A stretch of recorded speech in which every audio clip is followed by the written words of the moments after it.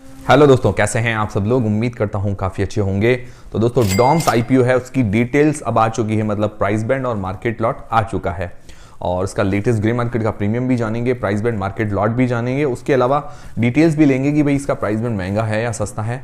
वो सारी डिटेल्स हम देखेंगे इस वीडियो के अंदर। उसके अलावा 18 दिसंबर को एक और नए आईपीओ की अनाउंसमेंट भी हो गई है। कल मैंने आपको जानकारी भी दी थी कि भाई 6 आईपीओ लाइन के अंदर है, तो उनमें से एक आईपीओ की अनाउंसमेंट भी हो गई है, उसके बारे में भी हम जानकारी लेंगे। उसके अलावा अभी जो एसएमई आईपीओ चल रहे हैं उनमें से सबसे ज़्यादा डिमांड किस आईपीओ की चल रही है वो भी हम जानकारी लेंगे इस वीडियो के अंदर। वीडियो शुरू करने से पहले दोस्तों, टेलीग्राम, इंस्टाग्राम और फ्री में डीमेट अकाउंट सबकी लिंक डिस्क्रिप्शन के अंदर है।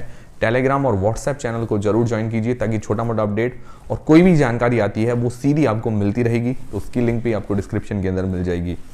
तो सबसे पहले दोस्तों बात करें Doms IPO. Doms IPO stationery, pencils वगैरह, ये पेन वगैरह मैन्युफैक्चर करती है। अभी इसके जैसे और आईपीओज आ चुके हैं, पिछला फ्लेयर आईपीओ है, सेलो आईपीओ है, सिमिलर टाइप के आईपीओज आ चुके हैं। अब ये तीसरा आईपीओ है उस सिमिलर सेक्टर का। ठीक है, ये आईपीओ 13 दिसंबर से लेकर 15 दिसंबर के बीच में ओपन रहेगा। ये डेट्स तो आपको पता ही है कि भाई डेट्स तो कब की ही अनाउंसमेंट हो गई है। सब लोग प्राइस बैंड का वेट कर रहे थे।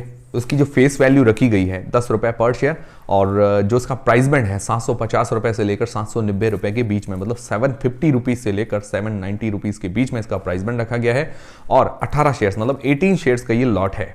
अब ये प्राइस बैंड महंगा है या सस्ता है, तो देखिए इसका जो प्राइस टू अर्निंग्स रेशियो है वो 43 के आसपास का निकल कर आता है। 43 मतलब 43 के आसपास का निकल कर आता है। तो इसके जैसी जो भी कंपनियां लिस्टेड है, जो भी स्टेशनरी है या पेन वगैरह मैन्युफैक्चर करती है, तो इसकी जैसी जो भी कंपनीज लिस्टेड है, तो उनमें से रेवेन्यू के मामले में अगर देखें तो नवनीत और सेलो के बाद ये तीसरे नंबर पर आती है। हालांकि सेलो के तो पास प्रोडक्ट्स और भी काफ़ी सारे हैं, मतलब पेन वगैरह के अंदर भी नहीं है, प्लास्टिक कुर्सियाँ वगैरह भी मैन्युफैक्चर करती है, फर्नीचर वगैरह, और भी उसके सारे वाइड रेंज ऑफ प्रोडक्ट्स हैं।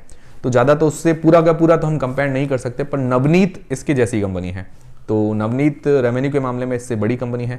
अगर स्टेशनरी पेन के मामले में देखिए तो नवनीत और उसके बाद सेकंड नंबर पर आती है डॉम्स। तो सेकंड नंबर रेवेन्यू के मामले में बता रहा हूँ। तो पी वाइज देखें तो नवनीत काफ़ी सस्ती वैल्यूएशंस पर है अभी, मतलब 15 के आसपास पी पर चल रही है नवनीत। और अगर इसको देखें डॉम्स है 43 के पी के आसपास, तो मतलब नवनीत इससे बड़ी भी कंपनी है और डॉम्स जो है इससे छोटी कंपनी है। तो वैल्यूएशंस वाइज देखें तो महंगी वैल्यूएशंस है।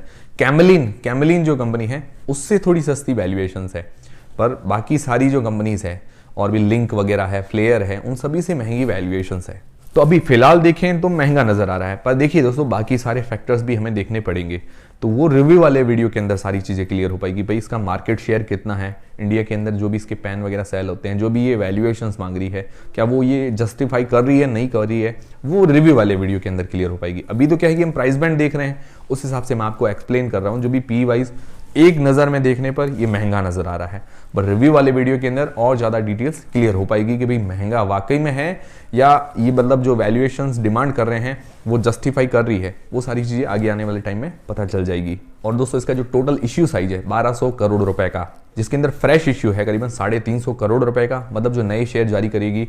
और ये कंपनी की नई मैन्युफैक्चरिंग यूनिट लगाने के अंदर काम आएंगे, मतलब जो भी ये पेन वगैरह मैन्युफैक्चर करती है उसके अंदर ये काम में लेने वाले हैं। 850 करोड़ रुपए इसके ऑफर फॉर सेल के अंदर जो भी प्रमोटर्स है अपनी कुछ हिस्सेदारी सेल करेंगे। आईपीओ के बाद जो प्रमोटर्स की हिस्सेदारी रह जाएगी करीब 75% की।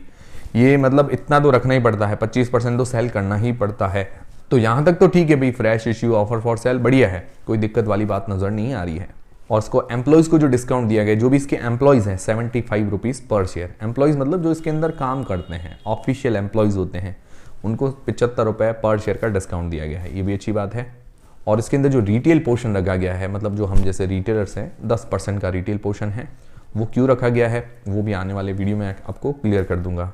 और इसकी जो लिस्टिंग डेट है वो है 19 दिसंबर को। मतलब अब देखिए अब नया रूल आ गया है T+3 डेज वाला, मतलब 3 दिनों के अंदर लिस्टिंग हो जाती है। बीच में सैटरडे संडे आते हैं तो वो एक्स्ट्रा छुट्टी हो जाती है, उसके अलावा 3 दिनों के अंदर लिस्टिंग हो जाती है। मतलब जिस दिन क्लोज हुआ है उसके अगले 3 दिनों के अंदर, और उसके ही अगले दिन, मतलब जिस दिन क्लोज होता है उसके ही अगले दिन हमें अलॉटमेंट भी देखने को मिल जाएगा। मतलब फटाफट अलॉटमेंट, फटाफट लिस्टिंग, लोगों के पैसे ज़्यादा दिन तक ब्लॉक नहीं रहेंगे। तो ये काफ़ी अच्छी बात है, नया रूल बढ़िया आ गया है। अब दिसंबर के बाद हर आईपीओ के अंदर ये लागू होगा ऑटोमेटिकली, भले कंपनियां लागू करना चाहें या नहीं चाहें, ये लागू होना ही है।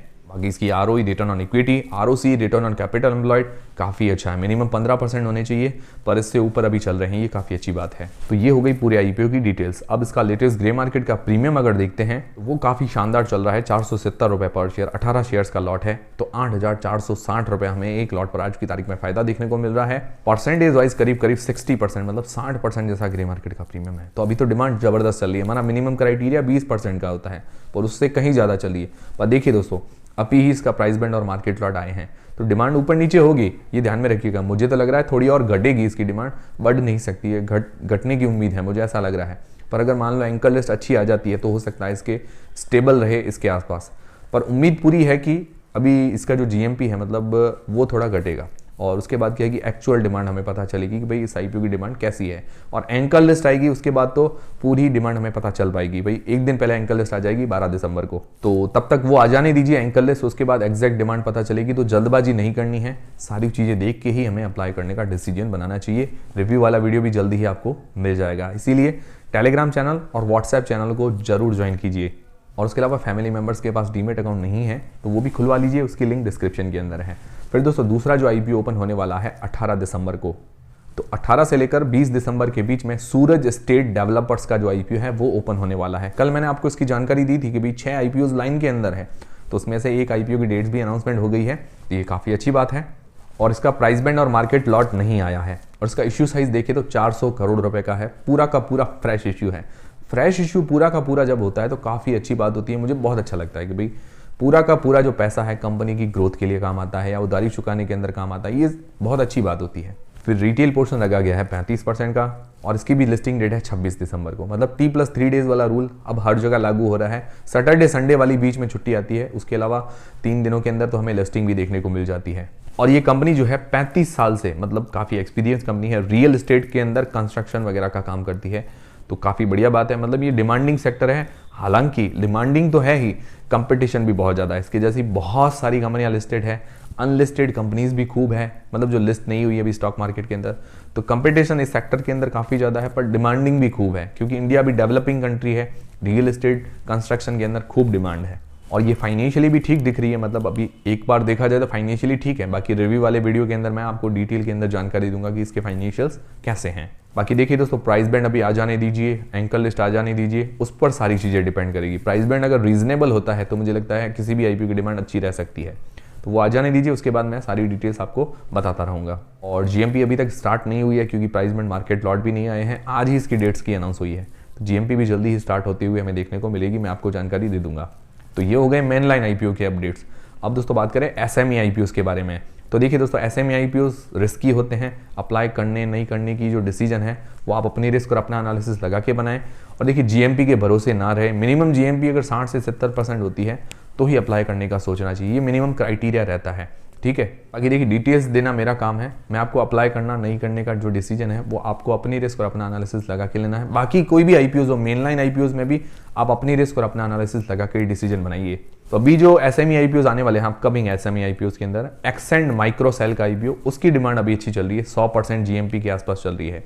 बाकी किसी भी डिमांड अभी मतलब कहें तो 30-40% भी क्रॉस नहीं कर रही है। यही ऐसा आईपीओ है जो करीबन 100% के आसपास इसकी जीएमपी है, एक्सेंड माइक्रोसेल। बाकी किसी भी अभी डिमांड नहीं चल रही है। और देखिए जीएमपी के भी पूरे भरोसे ना रहें, ये सिर्फ एक डिमांड है, अंदाजा है, गैस है, ठीक है। और ये कंपनी फार्मा केमिकल टाइप की मतलब कंपनी है, मतलब ये सारी चीज़ें मैन्युफैक्चर करती है, जिसके अंदर आता है सेल्यूलोज वगैरह, वो ये मैन्युफैक्चर करती है, जो टैबलेट को बाइंड करने में, मतलब जोड़ने में और थोड़ा कठोर करने में काम आता है।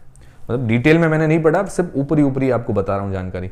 तो ये कंपनी ये सारी चीज़ें मैन्युफैक्चर करती है। तो दोस्तों ये थे सारे आज के अपडेट्स। उम्मीद करता हूँ हमारा वीडियो, हमारी जानकारी काफ़ी हेल्पफुल रही होगी और काफ़ी आपको जानकारी भी मिली है। तो वीडियो को एक लाइक जरूर करें, चैनल को सब्सक्राइब कर लें। मिलते हैं दोस्तों अगले वीडियो के अंदर, ऐसे और भी जानकारी रिलेटेड वीडियोस हमारे चैनल पर आपको मिलते रहेंगे।